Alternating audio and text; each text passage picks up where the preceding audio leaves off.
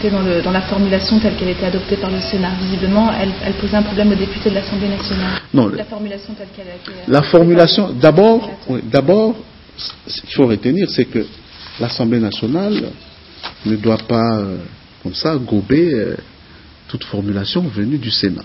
Et vice-versa. C'est toujours été ainsi. Deuxièmement, je répète ce que je venais de dire.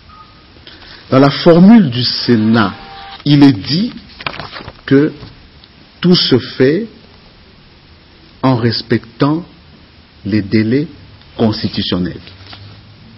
Donc, le Sénat voudrait inscrire dans le libellé de l'article 8 la nécessité de respecter les délais constitutionnels. L'Assemblée nationale répond oui. Tel a été d'ailleurs notre point de vue. Oui, nous devons respecter les délais constitutionnels. L'Assemblée ajoute que lorsque, dans une loi, sur le plan de la légistique, l'on fait mention au respect de certaines dispositions constitutionnelles, en l'occurrence ici les délais, il est mieux d'indiquer toutes les autres dispositions constitutionnelles qui ont la même valeur que les dispositions de délai. Il ne faut pas un fixisme. Nous sommes en train de légiférer. Une loi est générale, impersonnelle. Alors nous avons dit, la meilleure formule c'est de mentionner ce qui suit. Sans préjudice des dispositions constitutionnelles pertinentes. Et les dispositions constitutionnelles pertinentes, c'est quoi?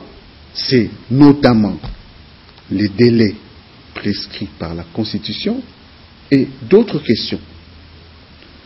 Alors, pour nous, Assemblée nationale, il était question que dans le rapport conjoint Assemblée nationale-Sénat, l'on puisse alors dire, sans préjudice des dispositions constitutionnelles pertinentes, signifie notamment le respect des délais.